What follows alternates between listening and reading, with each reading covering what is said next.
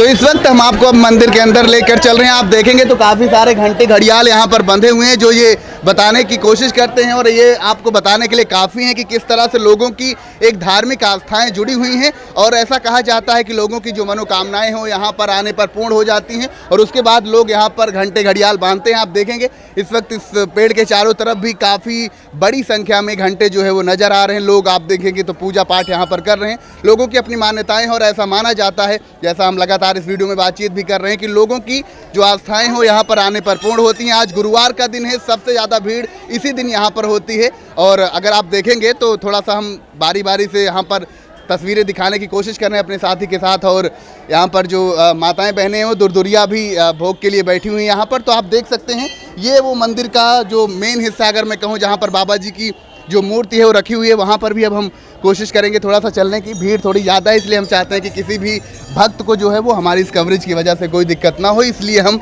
यहाँ पर बारी बारी से आपको, और ये लीजिए बाबा जी का दर्शन अब यहाँ पर हम इस वीडियो में करने जा रहे हैं। और आप देखेंगे मंदिर के चारों तरफ लोग चक्कर भी लगा रहे हैं, एक तरह से घूम भी रहे हैं, और साथ में यहाँ पर बारी बारी से दर्शन भी कर रहे हैं। तो कुल मिलाकर के ये जो तस्वीरें आप देख रहे हैं इस वक्त हमारे चैनल पर, जहाँ पर हमने कोशिश की कि आपको इस मंदिर के बारे में, इस धाम के बारे में हर एक ज़रूरी पहलू से जो है वो यहाँ पर अवगत कराएं। और अभी हम यहाँ का जो ऑफिस है वहाँ पर भी चलने वाले हैं। वहाँ पे जो ऑफिस में मेन कार्यकारी हैं उनसे भी बातचीत करने वाले हैं, वो क्या कहते हैं वो भी आपको दिखाएंगे। तो वीडियो में ज़रूर बने रहिएगा। तो इस वक्त अब हम यहाँ पर लोधी बाबा धाम में मंदिर के जो पिछला वाला हिस्सा है वहाँ पर ऑफिस भी बना हुआ है, वहाँ पर पहुँच चुके हैं। और यहाँ पर हम थोड़ा सा समझने की कोशिश करेंगे किस तरह से पूरा मैनेजमेंट किया जाता है इस धाम के अंदर, और क्या क्या चीज़ें देखी जाती हैं, किन किन बातों का ध्यान रखा जाता है। नमस्कार, कैसे हैं आप?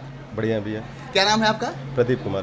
प्रदीप जी, अभी हम मंदिर पर यहाँ पर स्टोरी कवर करने आए हैं, और लोगों को बहुत सारी चीज़ें ऐसी पता चल रही हैं इस मंदिर के बारे में जो शायद वो नहीं जानते थे। आप क्या बताना चाहेंगे हमारे दर्शकों को? देखिए, बताने का मतलब, हम तो 6वीं पीढ़ी है इस मंदिर के, जो संस्थापक हैं उनकी 6वीं पीढ़ी हैं। हम तो अपने जितना जब से हम जानते हैं तब से ही बता पाएंगे, बाकी उसके पहले का जानना है तो उससे पहले वालों से बात करना पड़ेगा। जी, बाकी हम स्टोरी जान चुके हैं, थोड़ा सा आप बताइए, अपने विचार दीजिए। देखिए, यहाँ की मान्यता ये है कि आप बाबा के यहाँ जो भी मानते हैं, आप जो भी कहते हैं बाबा से आके, अगर सच्चे दिल से बोलते हैं तो आपका काम पूरा होता है।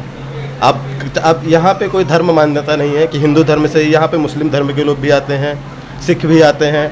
हम जितना जानते हैं, एक सिख क्या बोलते हैं, एक गुरुद्वारा है लखनऊ में, वहाँ के एक ट्रस्टी हैं सुखबीर सिंह ऐसे कुछ करके हैं, वो हर साल इस मंदिर पर आते हैं, वो भी भंडारे के टाइम पे।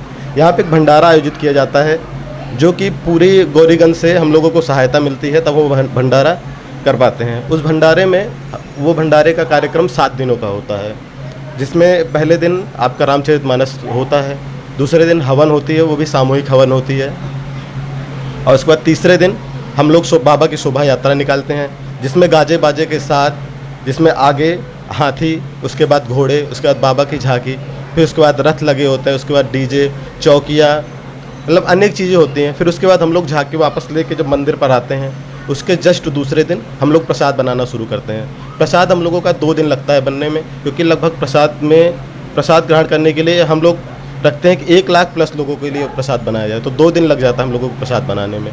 प्रसाद बनाने के बाद हम लोग बृहस्पतिवार के दिन, साल का जो पहला बृहस्पतिवार होता है, उस दिन हम लोग बाबा का भंडारा आयोजित करते हैं, जिसमें बहुत सारे लोग श्रद्धालु बाहर से भी आते हैं भोजन ग्रहण करने के लिए।